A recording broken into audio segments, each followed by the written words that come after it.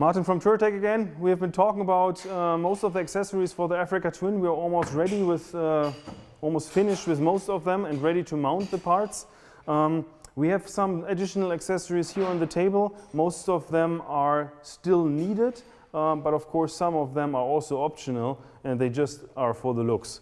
One of the more important things for the comfort, if you choose a high seat, is definitely the riser. For the handlebar, we have two different versions, not only because it's black, but also I have selected this one here. Thilo, tell me a little bit about it. Yeah, if you ride off-road, you have to ride standing. So to get the handlebar a little bit raised, we do have the handlebar riser. Then this makes it possible to have a more upright standing position, not that folded together. It's better for your riding skills.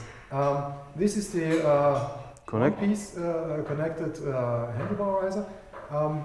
This is done mainly because of the additional strength that it brings in between your handlebar. It gives you a better feedback from your wheel and from your steering. Okay, so this will mount later on. Additionally to this is what is very comfortable for me that I can use in the off-road. Especially standing up, I use only 2 fingers for the brake and the clutch. So I have here adjustable handlebar grips, levers, exactly.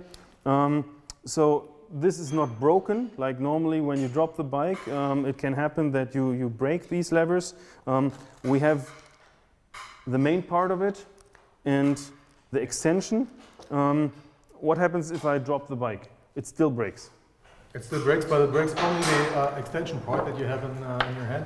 This is an aluminum part and this is a plastic part that should break to prevent breaking of that part. Okay, that means when I'm traveling and I drop it and it breaks, I still have this part and I can still use my clutch and I still use my brake. So it is. Okay. But in worst case, you drop the bike that heavily that maybe something happened anyway to that part. To prevent that, we still have the possibility to mount the handguards.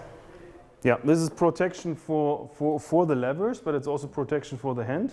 Mm-hmm. So the Africa Twin has something from stock, but we use ours because not only it's black and it looks better, but also because it's stronger than the original one. And you have the possibility to add another extension to have more protection for the weather conditions. Okay, that means it's not only protection from crashing, but it's also protection from wind, from cold, and from stones that might fly around. Exactly.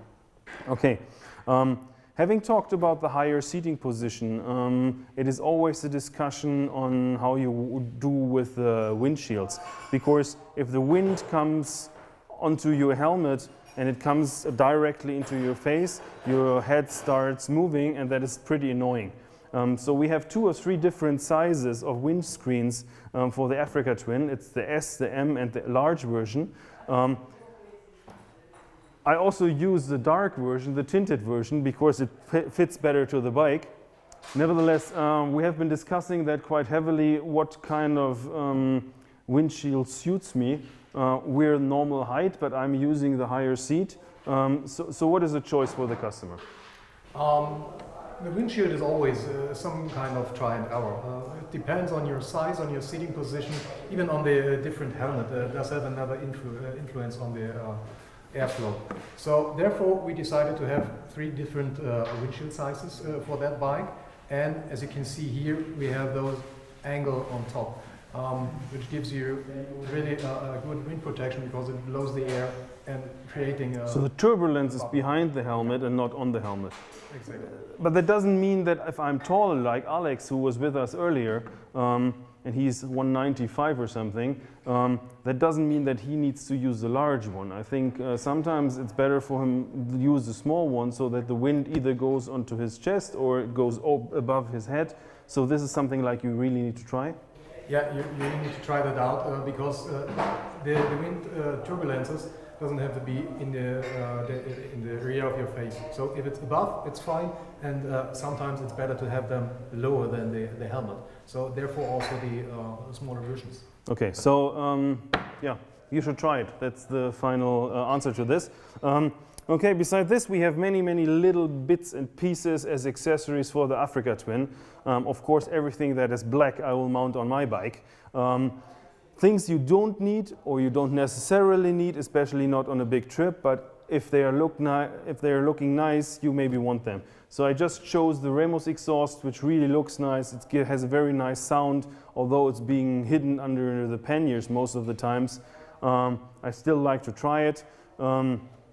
It's not that expensive actually, and it has a really nice sound. And there are many other accessories that we don't even show here that you can mount. Let's see how the bike will look like in the end when we're finished.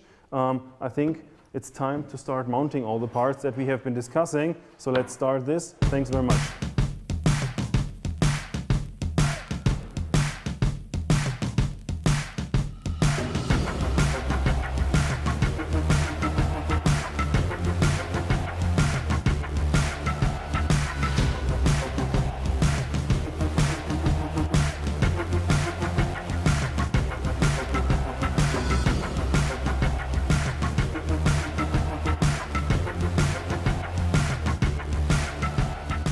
Yes, I think this is the real black beauty. This is what I wanted.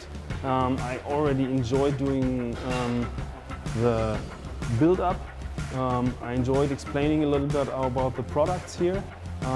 In the end, what we finalized here, what we built up today, starting with the skid plate, going over the crash bars, doing the suspension in here, doing the new windshield, plus the pannier system, the new Sega Evo.